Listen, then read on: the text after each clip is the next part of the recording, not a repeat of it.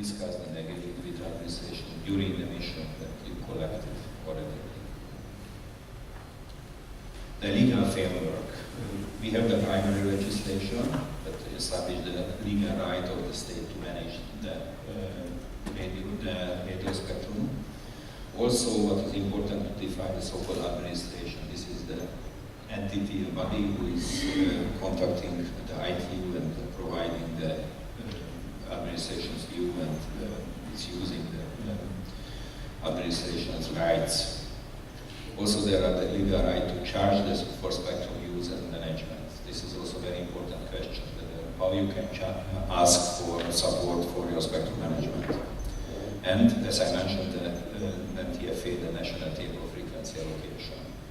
There are the secondary legislations, the regulatory codes and procedure. For example, there are some statutory instruments and so on. Here you can see that what are the assessment objectives. Sometimes I will not go through all the assessment objectives, what you can do, because you can see it in the presentation, but just you can see that there are the list. For example, that you have to have legal certainty when you are checking that what is the situation in the country, what are the consultative procedures, support fund for the spectrum efficiency reserves, and so on.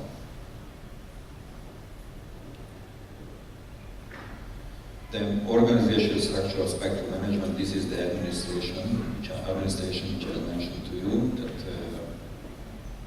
for example, you need to have the Telecommunication or Radio Communication Act, which is defining that which is the administration. This is the legal entity with the overall responsibility for national spectrum management and interface with the IT. Very often this can be a government ministry, or very often the ministries or even the government is delegating the right to an entity which is considered as an administration in the future. And for partially, this can be also some operators or some frequency bands. Sometimes these arrangements, this delegation is done very often when you want to have faster decisions to meet operational requirements, direct involvement by specialist practitioners. There is a typical example very often in countries like this to separate the organization for civil and military radio use. Although in the country it's separated very often, the civil use and the military use. Sometimes military use governmental use also. But these arrangements also should ensure that the administration retains overall responsibility for the national spectrum management and representing the country at ITU level. So it means that although in the country you are doing it separately, but when you are reaching the ITU level, you have just one administration. So, for example, if you come to the WRC, the delegation, there will be participants maybe also from the military part or other forces. The organizational structure of spectrum management, what the assessment has to do is to have a clear description of the organizational structure of the spectrum management. And it's necessary to determine whether there is more than one organization responsible for spectrum management. Also, the administration identified what is the legal relationship with other main spectrum users, and especially if they have delegated powers for spectrum management, and even also the effectiveness of this coordination arrangement between the administration and other main spectrum users. You will see it later a little bit, the participation of the stakeholders. To examine the current spectrum allocation and usage, and also the future trends, it's important because you have to examine the national spectrum allocations and use that can provide a measure of the effectiveness of the spectrum management planning policies and the day-to-day spectrum frequency management procedures. You have to obtain and examine the national frequency allocation table if it exists, or you have to give some proposals. Determine the amount of spectrum allocated to government and non-governmental uses, how is it shared. whether this division is rational. Very often it happened before that, for example, the military forces, they have more rights on spectrum, but I'm sure that it's happening still in several places. Then determine the subdivision of the spectrum for various non-government applications, obtain from licensing records statistics a measure of the actual use for each user category, and identify systems, services, or bands that have congestion or other spectrum availability difficulties that you have heard before, that in some spectrum there are more interest in the other bands. Now the international licensing requirements, and this is coming from Article 18, that no transmitting station may be established or operated by a private person or by any enterprise without a license issued in an appropriate form. Then also the IT constitution requires each member to ensure that stations established and operated in the country do not cause harmful interference to stations of other member states. And the administration must therefore have some form of licensing process to meet these requirements. For this licensing process, of course, you can have the flexibility, so this is relevant for national licensing arrangements. You can have individual licensing, and then you can have general licensing regime. When you do the assessment, you can describe the licensing system in operation. You can include that what types of system require a license and whether there is a license exceptions arrangement or general license, like for example short-range devices, Wi-Fi, and so on. For financing the spectrum management, this is of course very important because you have to do the work, and for this you have to get some support. Either you receive it from the central budget, or you can have the possibility to have a spectrum fee, for example. You can have administrative fees. It goes also the spectrum management fee or service fee, because you are working for the licensees. They have to pay for your work. You can have administrative charges to cover all the costs, because it's not directly just giving you the license, but there are a lot of other activities.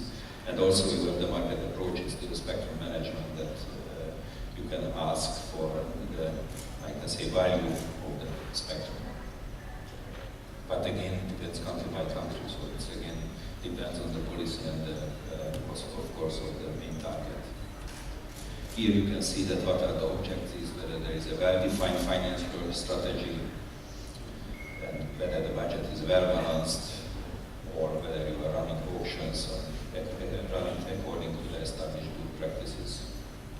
Very often we receive the question, okay, we want to run the tendering, the spectrum auctions, how to do it. The spectrum quality, you have to guarantee that the spectrum use conform to existing regulation and of course according to the license. So there should be some form of spectrum monitoring capability. You have to measure the spectrum occupancy. With this you can see that whether you are using the spectrum effectively. You can verify the administrative database records. This is also important because when you give the license to an operator, then you have to check whether they are operating the network accordingly. In a lot of countries, they are doing regular monitoring program, and then even before you have a complaint, you can see that something is not working according to the license. Also, you can check the technical compliance.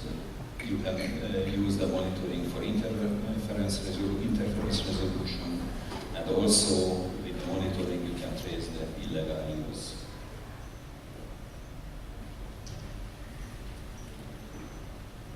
The spectrum management database is a computer assignment. Tomorrow in the workshop there will be two parts also. There will be something about the computerized spectrum management and also about some tools which can be used for the spectrum management, and also how to send the information to the IT, how to notify. So now it's just a very short summary that you have to work with a lot of data. You have to validate all this data, you have to store this data, and you have to do the calculations based on this data. without computer right now it's very difficult to do it. So this is the main subject that you have to analyze it. How is it done? How the data are stored, whether it's accurate, sufficient. Very often you have the database, but a lot of basic information is missing, or for example, geographical coordinates are not correct, not sufficient. This is just one example. Also, that which type of database you are using, whether you are using already an existing spectrum management tool, or you still have to sync on it, how to purchase it.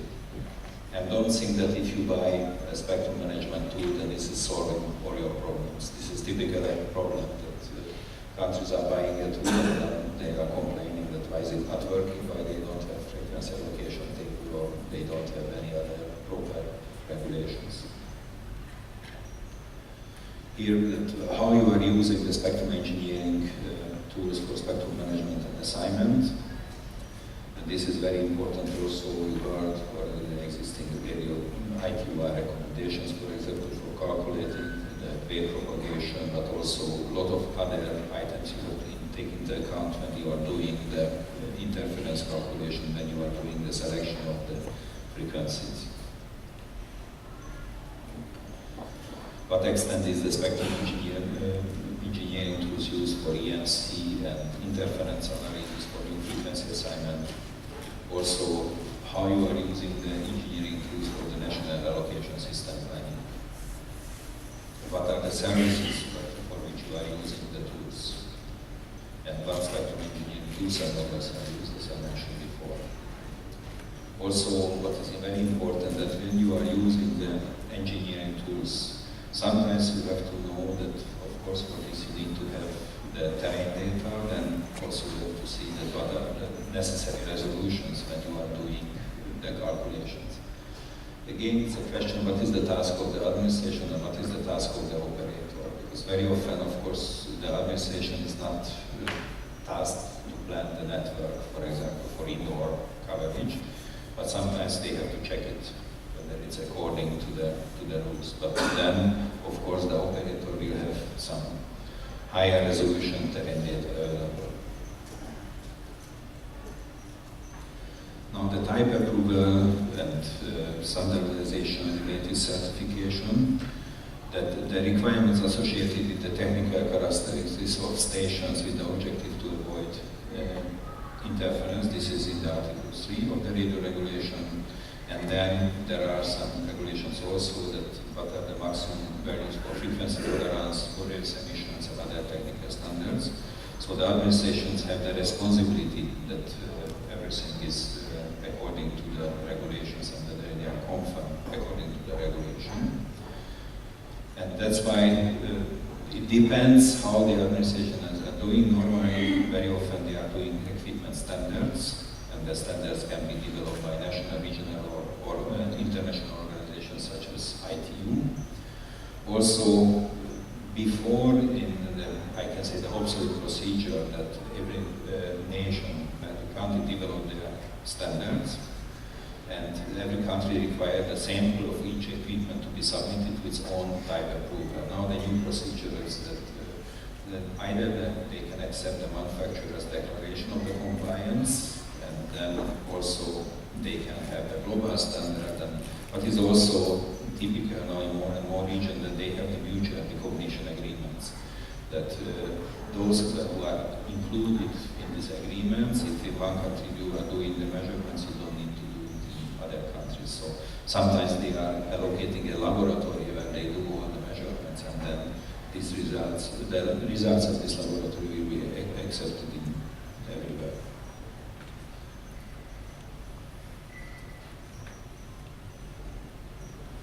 Then the international division of the national spectrum management. It's clear that the national radio communication exists within an international framework, and what relating to the regulation, legal commitments, and operational and commercial realities.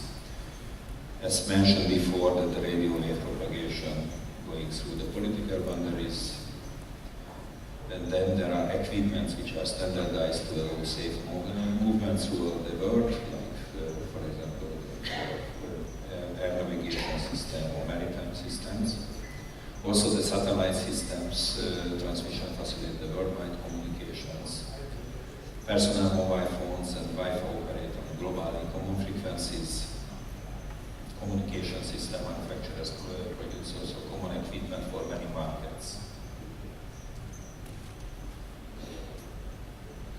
The national spectrum managers' abilities to participate in international fora and influence outcomes becomes significant because all the international spectrum management decisions will have an eventual impact on national legislation, regulations, and spectrum use.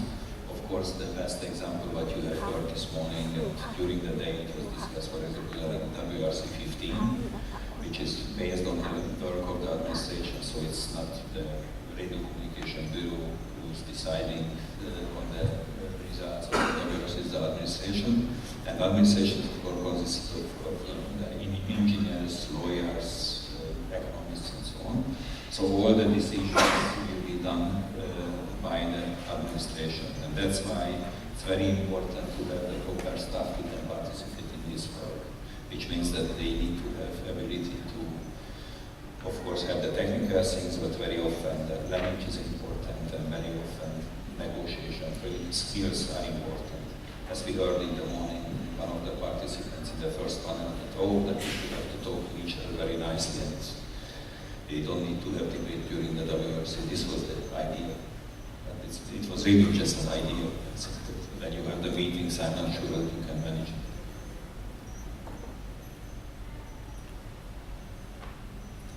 Then the spectrum stakeholders participate, then they are government and non-government spectrum users, and they depend on radio communications to function efficiently.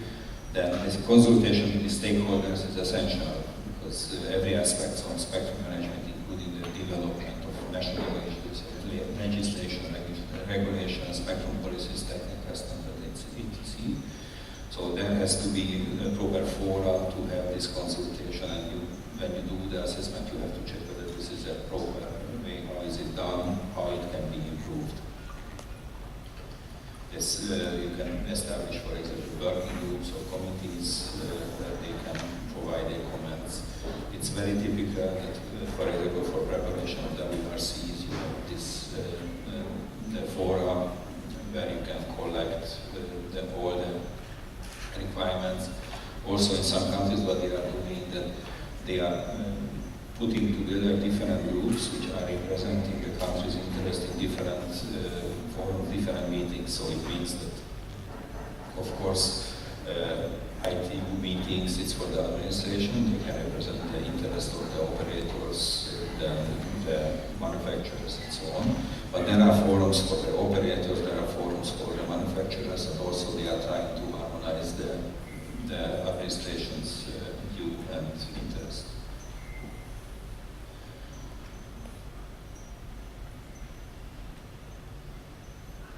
Then you can check that whether all these things that I mentioned, is there transparency and fairness, is there a national strategy, spectrum planning committee or major stakeholders. When you are preparing your spectrum plan, the view is included.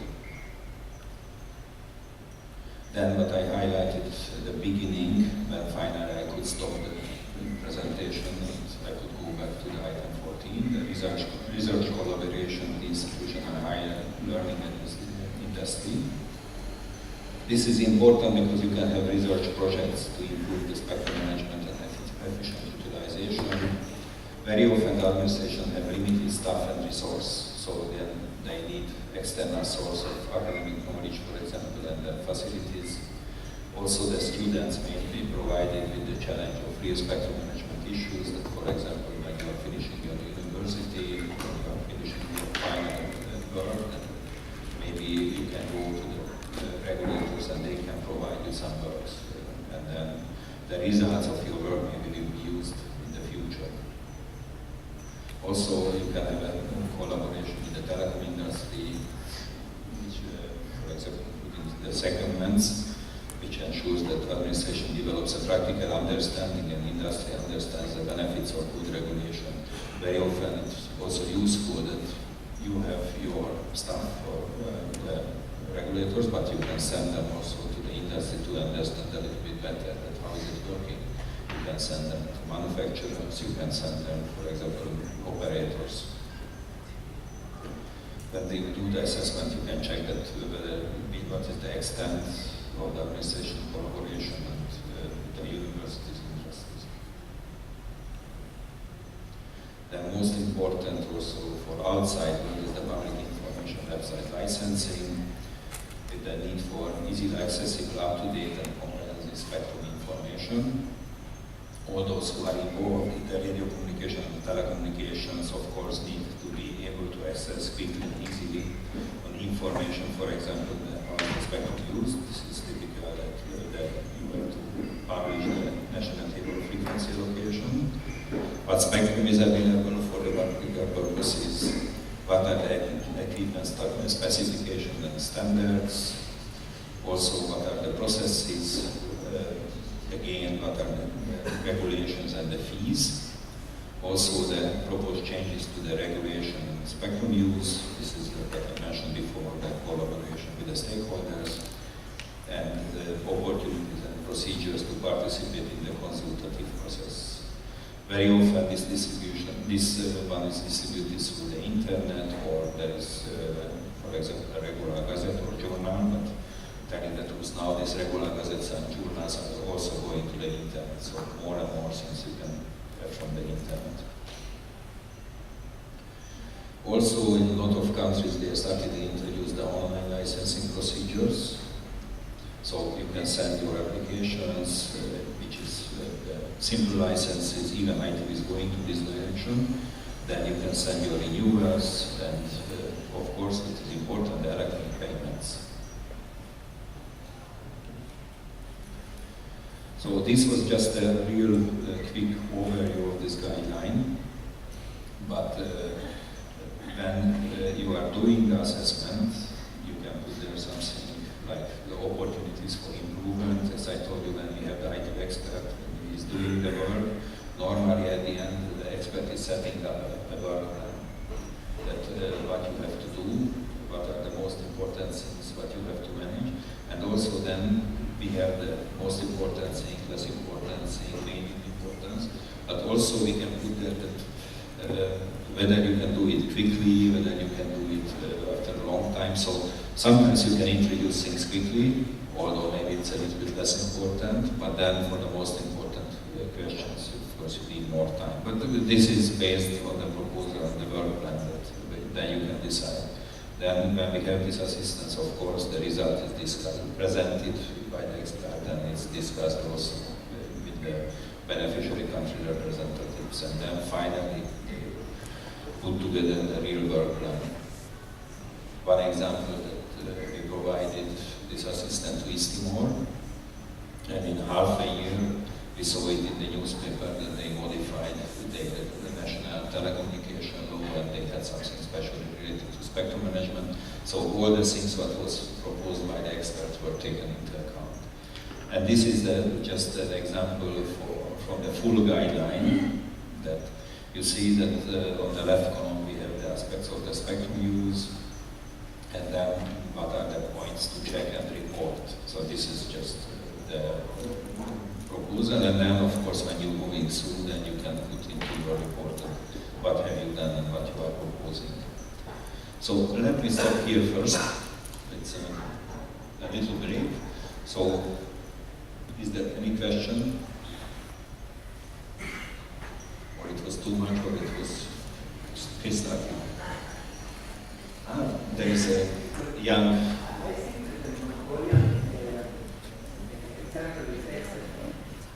So if you can take how ITUT assisted Mongolia, so they are in the same line with New Zealand, Australia, in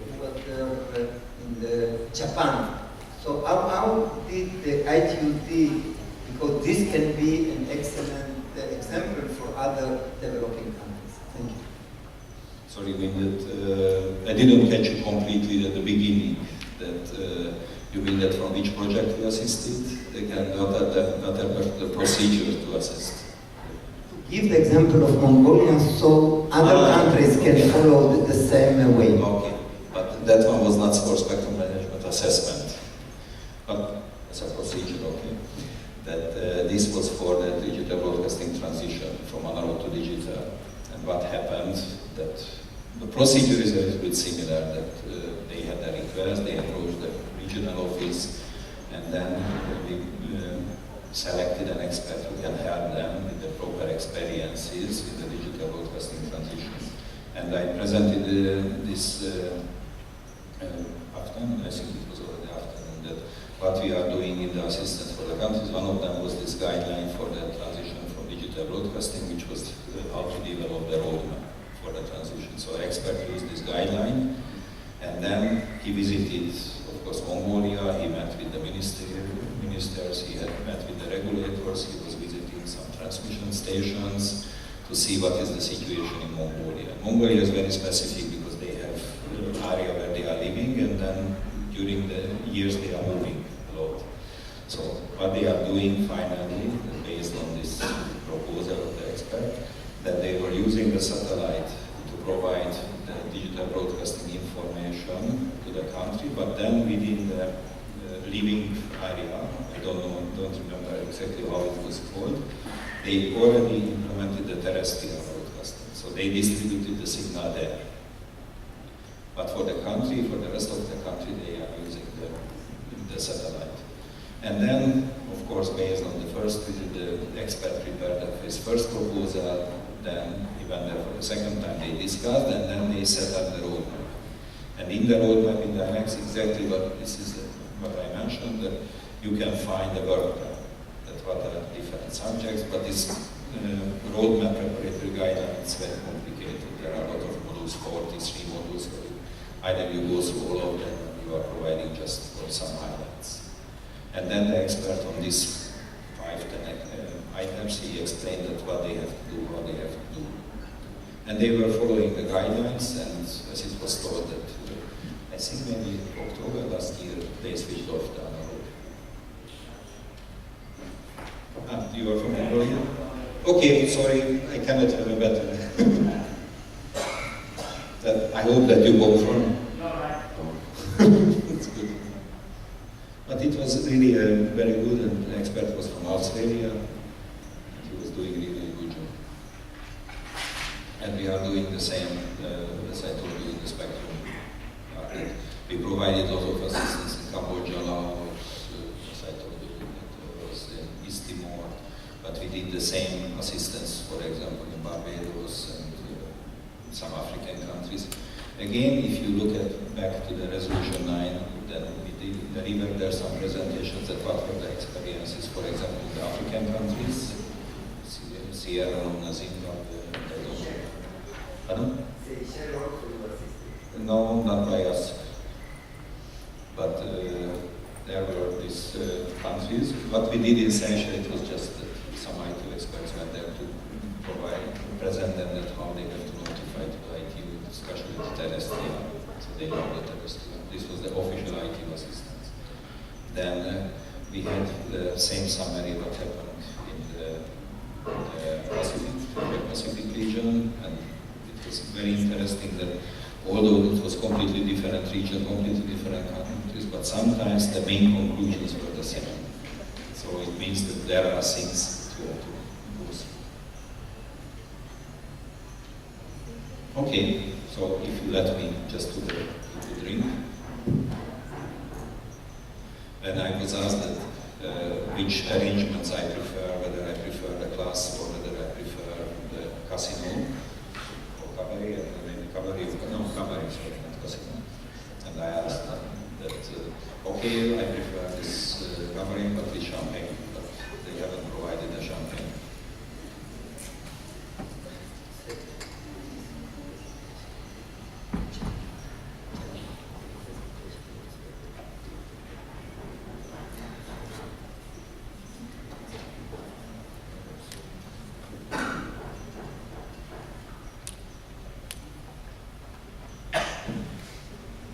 Sorry, I wanted to compete with me in some presentations, but unfortunately for you, I still have a lot to say it.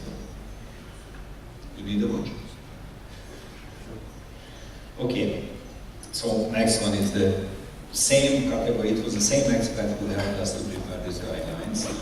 Maybe some of you know him, and I want to mention his name because he was before the chairman of the ITUR study group, and especially Terry Jacob, before he worked in the Ofcom, and he has a lot of experiences on the spectrum management, and even he was one of the experts who was going for countries to provide assistance, and he prepared these guidelines. But for example, for the benchmark, there was Arturas Medeisis, who in the European, he's Lithuanian, he worked at the university, and then he was the deputy director of the European Radio Communication Office. So they are really very good experts who prepared the benchmark study, and based on this we prepared the guidelines. So concerning the national table of frequency allocation, this is also a very important, as I told you, that without this national table of frequency allocation, it's very difficult to do any spectrum management. So that's why it's a very important subject. Here you can see the table of content. I'm trying to go through quickly. I need to check my watch because still you have a little time to catch the reception. So the radio spectrum, we know that it's a major national asset, competing demands, international obligations are required, harmonization also required. Then the national spectrum policy has to be conformed with the ITU radio regulations, but also have to meet with the national objectives, and also the national frequency allocation, national table of frequency allocation is outlined in the national spectrum plan. It requires a high-level approval. This is important because sometimes it's in the law, sometimes it's in the secondary legislation, but otherwise it's not strong enough. I can say maybe there are countries where they don't do it, but that's what I'm recommending. And then there are, of course, universal details. Now, you know that we are changing the regulated and technical approaches in spectrum management from the administrative control, moving to the market freedom. So the question whether you still need the national table of frequency allocation, and the answer is yes, because the regulators, industrial operators, users, and so on need a publicly available plan of the current and proposed national use of the spectrum. So that's why it's important to have the frequency table. That's why we have also the radio regulations of the allocation. But now I hear the request from the mobile operators that each frequency go to mobile. And then you don't need any more than national table of frequency allocation. So the few words about the radio regulations, I'm sure that you are familiar, but just to summarize, this is a legal instrument for the international coordination of the spectrum use. These are provisions binding on ITU member states because it's signed by them, the results of the WRC finalists. There are the frequency sharing between services, also it's decided on the use of the satellite orbits. Then this is recognizing of spectrum use and protection from harmful interference, and the last time it was revised during the WRC 15, so maybe end of the year we will have the new radio regulation. Most of the provisions will be enforced on the 1st of January 2017. There are 4 articles, there are 4 volumes, sorry. This was also the result of the simplified radio regulation, that originally we had 3 volumes, and then the group for simplifying the radio regulations was working. Finally, the result was 4 volumes.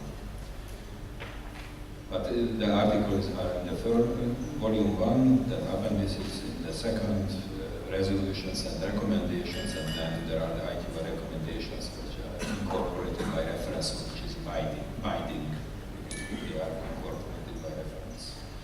Also, there are the rules of procedure. Maybe I can say it's a user manual of the radio regulations, because sometimes when you read the radio regulation, it's not completely clear what it's speaking about and what are the decisions. So the radio regulation board decides on how you have to interpret. Then in the Article 5, You have the definitions and terms, the table of frequency allocation. You have also the table of frequency allocation itself. I'm not going through now all the definitions, but you can see what are the main subjects which are discussed in the definitions. Also, it's speaking about allocation, allotment, assignment. When you are doing the spectrum management, you have to be familiar with these definitions because this is important in your work.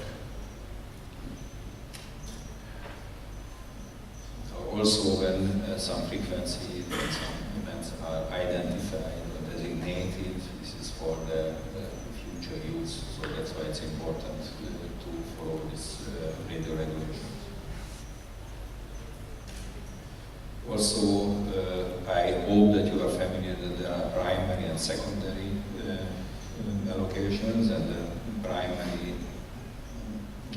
means that in accordance with the nature of the right granted to the assignee of a particular spectrum, band or spot frequency, the assignee is the only entity to use the identified spectrum and is entitled to protection from harmful interference, and the others cannot claim protection of harmful interference. The secondary way is that you can use the frequency, but you cannot have, the primary service has an advantage against the secondary. Among secondary services, it's a question of the coordination.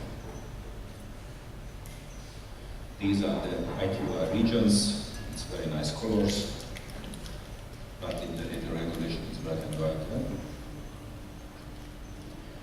Then here you can have an excerpt of the table of allocations of the radio regulations, that what are the different features of the table. So here you can see that the allocation of the services for the frequency bands range. You have the 3 IQ regions. Sometimes you can see that it's common for all 3 regions, like this maritime mobile, this frequency band, and you see that this is primary service. If you go a little bit below, then you can see that for different regions with the different frequency bands, sometimes you can have different type of allocations, and even some of them are primary, some of them are secondary. There are also footnotes in the radio regulations, but you have to take into account, which is explaining some details maybe related to the utilization of this frequency band, but sometimes you can have the so-called country-related footnotes. From the footnote, when you are looking at the footnote, you don't see directly whether it's country or not, but inside you can see that how the given countries are using the frequency maybe differently than what was listed in the main table of the frequency allocation. But of course, all these national footnotes have to be approved also by the conference.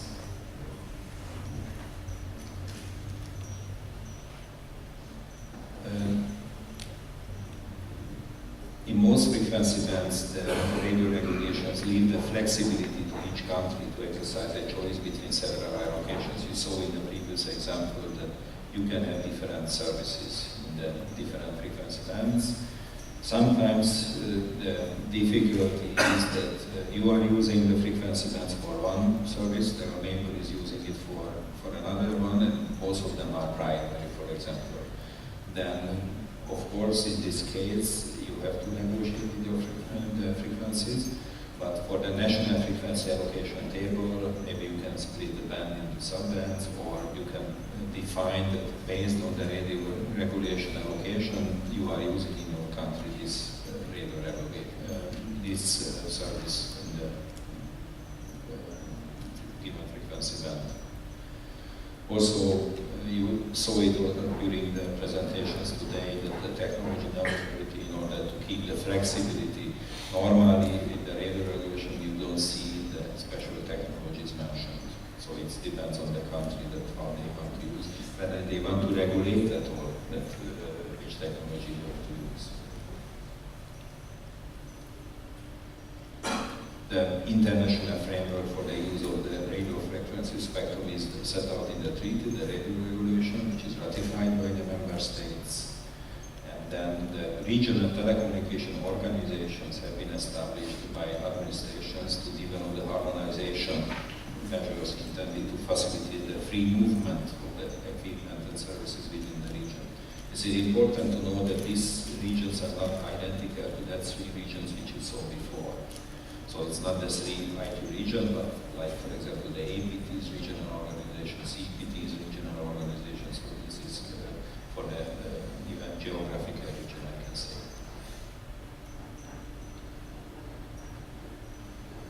Then the spectrum management levels of the authority that I mentioned before, that you have to have an administration which is established. Then these obligations include the management of the radio spectrum.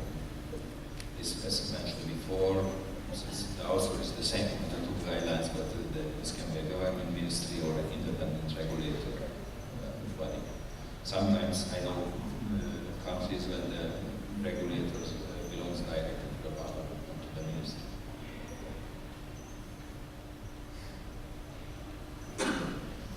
For the legal basis of the spectrum management is set out in a primary regulation, legislation, with associated detailed regulations, and this should set out such things as definitions, power of the minister or head of the spectrum regulator authority, powers of others involved in spectrum regulations, what are the offenses, penalties, and the organizational structure and framework of the regulation of the spectrum.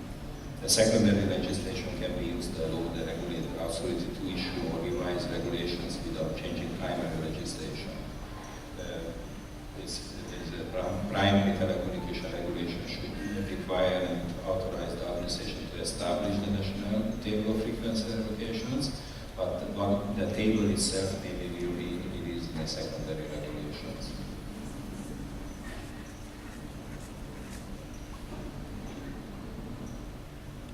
The authority may be a government ministry or independent regulator, as I mentioned to you, but whichever organization option is used should be a single organization within the authority to represent the country as the organization of the IT, I already mentioned before. And then the senior level spectrum policy and strategic committee should be established to consider and lead every major national spectrum allocation strategy and policy issues. Some countries are using this committee, some countries do not use, but it's very useful if you want. The government spectrum users, major telecommunication operators, telecom manufacturing industry, broadcasters, spectrum user groups should be represented in this committee if you develop. Also, the consultation with the major stakeholders is important, as I mentioned before. This effective consultation can take place by allowing associations or body representing groups of users who can contribute, because they can explain what are their needs and future expectation. Spectrum regulators proposal has to be public, so when you are planning to change something, it's better if you release and then you are waiting for the comments. The meetings are held regularly between the spectrum regulator and relevant stakeholders, and since the internet became a standard tool to maximize the effectiveness of this consultation. Also, the minimal guidelines should be set, what is, for example, given period of time, the deadline by which commitments must be submitted, and this is the transparency and the fairness which is very important when you are doing this. The national spectrum control and enforcement, as I mentioned before, it's important that I mentioned it together with the monitoring. Then the national spectrum monitoring capability to obtain information on spectrum uses. Of course, it's important. Unlicensed transmission has to be discovered, and then, of course, the enforcement of what's happening if you are not using the spectrum according to the rules. And also this monitoring organizations can help to solve the international interference problems. You heard at the end of this session that some interference cases between Singapore, Malaysia, I don't remember what was the third country, Thailand, but then also there were some monitoring activities to solve the problems. Then the national table of frequency allocation is published outcome of the national spectrum planning. Also, this should be, the planning should be one of the duties of the spectrum policy and strategy committee, so it's not only just the spectrum assessment is important, but how you have to prepare the plan. I will speak a little bit later about this. Also, there is a direct relationship between the effective planning of the spectrum resource through the continuous review of the national table of frequency allocations and the economic impact of national spectrum use through the effective and efficient spectrum allocation. I can say that in international level there was a typical example that in 2000 the Geneva 06 agreement was signed, agreed, and then the 2007 conference already modified or made some proposals to the modification of the spectrum utilization.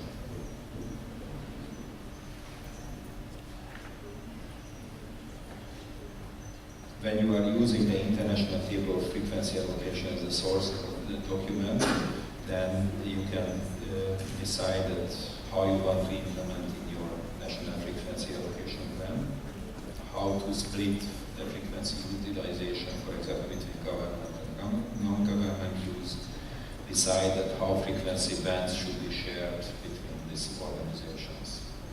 Also, the flexibility is possible with the national allocations by you are maintaining the conformity with the radio regulations, and these international footnotes relevant to the countries need to be applied as national footnotes. So normally, if you have already the radio regulation your footnote, then of course you have to apply in your national regulations. And sometimes in the radio regulation, frequency band is allocated to several services, then the administration may select that which one they want to use and under which conditions. The structure of the NTFE is presenting the national spectrum plan in easily understandable format. Normally, when you start to develop the NTFAs, this is from the International Table of Frequency Allocation, you can use the same tabular structure and you can add some additional information. Here you can see some examples. That this is a, how can I say, a generic example of the simple NTFA. Here you can have the international allocations on the left-hand side. So it's a copy from the radio regulations.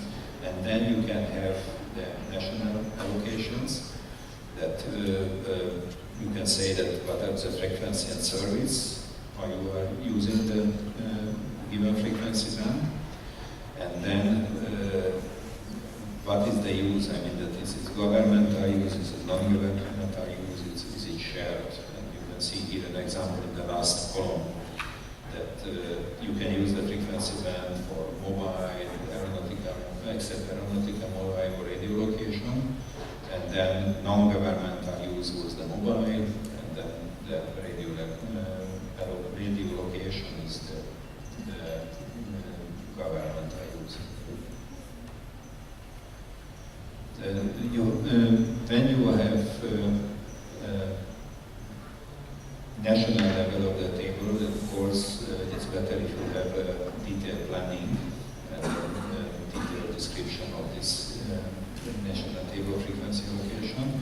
You have to have detailed information about the assignment of frequencies or blocks of frequencies to different types of systems. This is the general plan, so it's a part of the national table of frequency allocation. Some countries, they are putting it separately. Also, they are putting separately the technical conditions for the frequency access, for example, the given frequency band, given services, which what is the power and bandwidth which is authorized, what are the licensing conditions for frequency access, like for example, you have individual license, access, and so on. And for the future reallocations, repurposing, refarming is better. As a result of the long-term planning, that you can assign freeze some assignments and you can have some roadmap for the reallocation. So the users will know that okay, in the future this frequency band will be used for different purposes. Some practical steps that how to develop the country's first national table of frequency allocation. Then these countries which are in the preliminary stages of introducing the spectrum management may have to to start with no spectrum band. In this case, an outline national table of frequency allocation can provide a helpful map to enable a logical approach to deciding how to allocate the spectrum to services to meet the national requirements. Here are some practical steps. Then first you can construct a draft national table of frequency allocation, selecting the allocation from the region concerned as the base. So, for example, here you can take the region 3 allocations, and then you can say, okay, you are following it. In a lot of countries we are assisted based on this, like for example in Tonga, that we took into account the relevant column, and there were just very few modifications and very few national codes. You can identify and reserve in the draft NTFA the frequency bands used by all major international services. You can identify and reserve also the allocations which would be difficult to use without causing interference or receiving interference from services in other countries which are operating already in accordance with the radio regulations. Or even though such services might not be used in the country concerned, and also collect information on the existing national frequency use. This is very important when you don't have anything, because, for example, there was no any need to notify the frequencies, and then there was not any need for licensing, and then the operator started to use the frequencies. Now you have to collect it, and you of course need to have the legal basis for collecting it. But of course, you don't want to completely stop their business, because it's used already. So when you are preparing the allocation table, you have to take into account also this situation. So here are some examples of the major international services, the maritime and aeronautic, some public mobile communication systems. There are the broadcasting, especially because in for a lot of broadcasting systems there are the IT regional development plans. Then for fixed services you can use the ITU recommended frequency arrangements. You have a lot of recommendations on this for the different frequency bands for different frequencies, different services. Also you have the non-public mobile systems. You can have fixed and mobile satellite bands, especially if there is an allotment plan, which is also available in the radio regulation. You have the PPDR systems, and you can have the recommendation for this, and radio navigation and radio location. So these are the things that you can put in your table immediately. Also, you can put the primary amateur radio allocations, radio astronomy. This is also important because you have to protect the frequencies. Frequency used for ISM, industrial scientific and medical applications, and also short range devices, for example. There are some recommendations.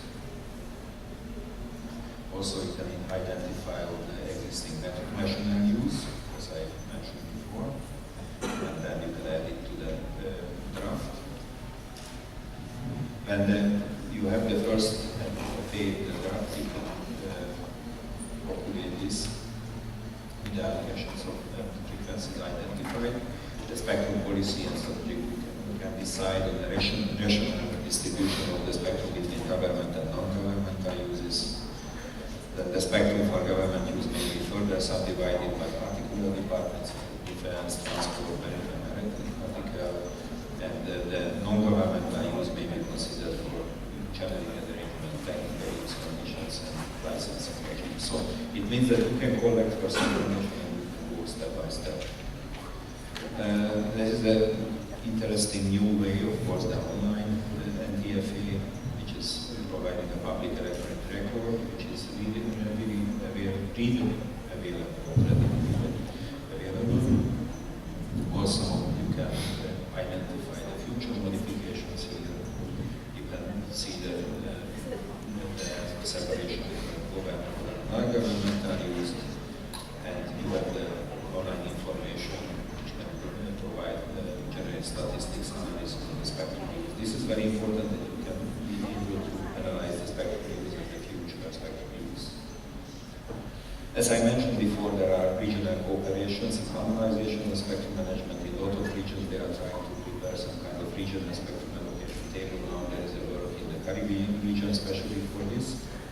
You have the Inter-American Telecommunication Commission, the CTEL, which provides a spectrum allocation database, a mobile services database. Then in Africa, there is the South African development, the SADC, which provided the frequency allocation table. I know that APT is working with frequency information system, and Europe, you have also the frequency information system, the FIS. This is just the generic content list of TFA documents, that what you can have in the documents itself, that what are different chapters, you need to have definitions, and then you need to go to the detailed allocation. And here are some examples. For example, you can see Moldova, it's a very simple table, it's similar to that one which I showed to you before. But you see that third column is the footnotes, the national footnotes. Very often, of course, you have to use the IQ footnote, but then for the different utilization of the frequency bands, you can put the national footnotes. Then we can have the Bahrain, which is a little bit more complex, but it's the same structure that you have the regional allocation, then the allocations for backline, major utilization, and everything. But it's the plus that they put there some additional information. Here you can see that sometimes they put the service. The USA, you see that it's very detailed, that they are splitting what are the governmental, non-governmental, and also very often the countries are preparing the colored frequency allocation chart. This is very popular. Sometimes it's not easy to read, but it contains useful information. And you see that here there are very small letters, so that's why they are trying to use the colors. And when you look at it, it's showing you that what are the major frequency uses and how the frequencies are allocated for different uses. Then for the US is the same, that they are providing a little bit more information on the dashboard. If you look at it, you click on the band, you can see the more detailed information about the utilization of the given frequency band. Then you can have you can find the United Kingdom frequency allocation table, and they are issuing it like a brochure or bulletin. You see that this is. So just to summarize this is the core element of the national use of radio spectrum. Most countries adopt similar format. There is no miracle, because since you have to start from the radio regulation, then that's why you can end more or less in the similar format. Also, it's helpful to provide informative notes, cross-references, and footnotes, so that most of the activities in the national regulator also can be hung from the NTFA. Also, it's developing the NTFA is a large undertaking, and once produced it will need regular updates. So the first big work is to prepare it. But then after, for example, each WRC, you have to revise it. And now you can have it available online also. But I just want to mention, to add to this, that it was also presented during the Resolution 9 that ITU is working also on the electronic format of the radio frequency allocation table, international. But Hungary developed a tool. It was a complex process, that how you can develop your national frequency allocation table and how you are maintaining it. So it's not the spectrum management system, but this is a system that how to create your table. And this is going through a lot of interesting steps. But if you go to the Resolution 9, you can see there's some presentation how is it looking like. So I mentioned already the spectrum management master plans already, that you need the spectrum master plan to increase the need of efficient spectrum management.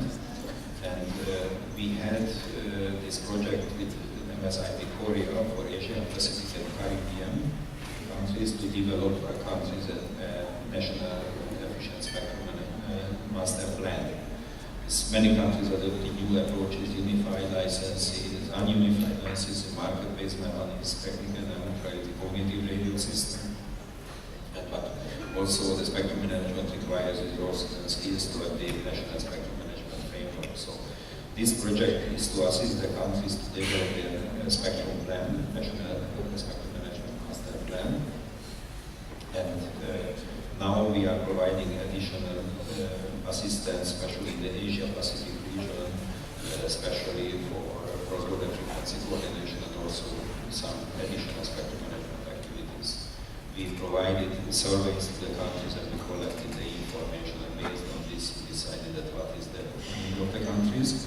Here is the structure of a framework. This is also based on some experiences when we started to work on this. This is a global introduction, global trends in the spectrum management, but what is the current spectrum management framework in a given country, the current spectrum demand and issues by sector, by service. This is what I mentioned to you, that when you are preparing your frequency plans, you have to take into account the future, the demands, and also the future demands what can become from the different sectors and services.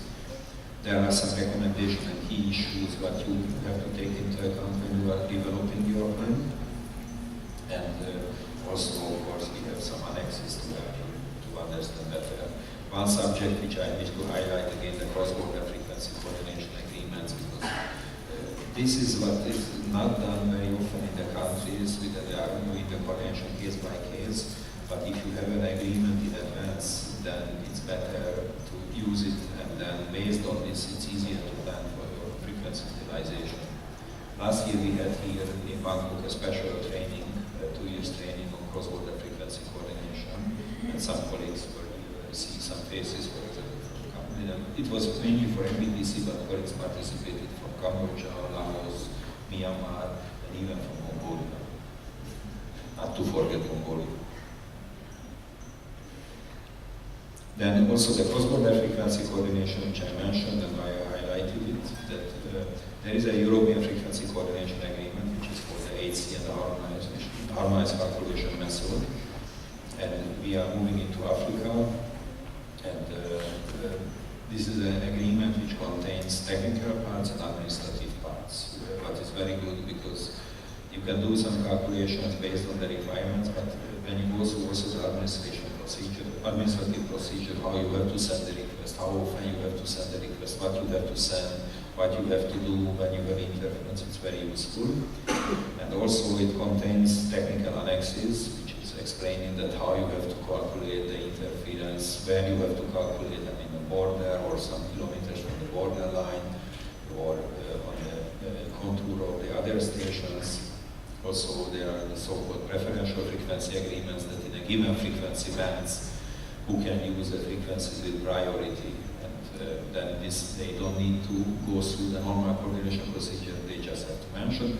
But others can use it, but they have less priority, so they have to take into account the advantage of the other countries. And then, of course, there is the explanation that how to do the data exchange.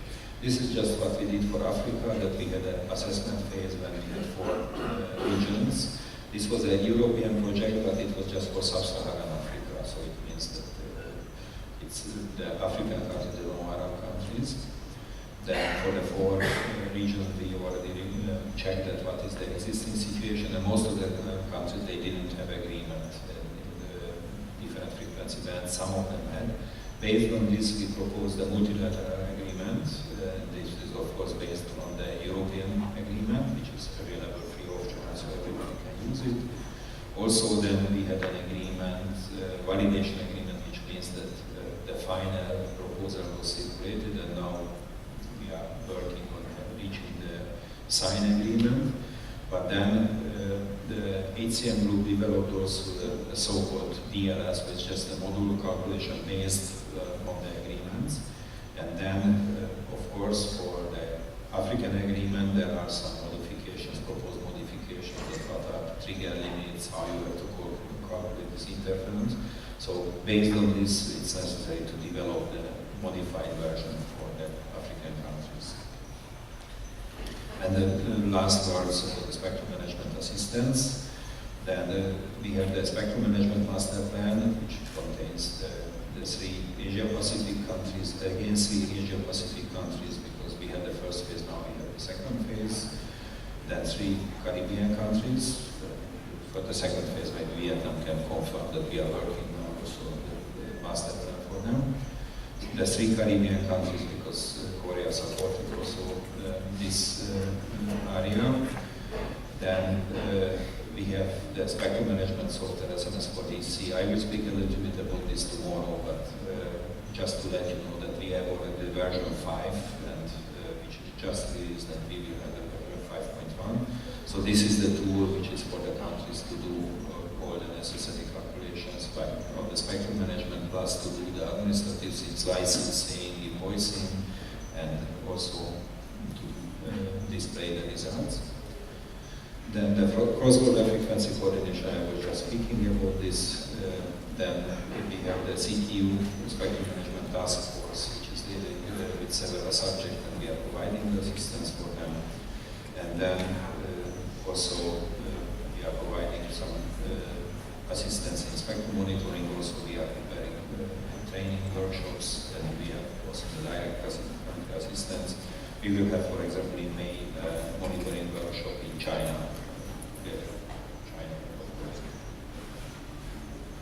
So this is the first part. I will see that if there is any question, or you are tired enough, or you want to go already up. Because there is a second presentation, but the problem is that we are already at 7 o'clock. So what I am recommending you, that the second presentation, it will be available on the, of course, the website, because we provided it for the organizers. So you can check this presentation, and if you have any questions, we will be more than happy to reply. But this is really for the spectrum management trends, that what are the future, what you can expect, why is it expect, how you have to revise a little bit your spectrum management thinking, what are the new tools for the spectrum management. We provided already this presentation also for the ITD resolution 9 as usual, and now the radio communication sector, based on this, we work also on the future spectrum management tools and activities. So, was it tiring enough? So if there is no more question, that what I'm recommending, let's stop it now. And tomorrow it will be a little bit different, because you will see really the computer spectrum management, how you can do it, and also if you are interested how to send the information to the ITU. I'm not going in deep details in the utilization of the software, because this is not the radio communication seminar. But I just want to give you a quick overview that if you want to send some information to the ITU, first why you have to send it, the second, that how you can do it both for terrestrial and both for satellite services. So, thank you very much for your attention, and enjoy the party. I wish to go up also, because I'm curious how is it looking like, and maybe they have the champagne there. So, thank you very much.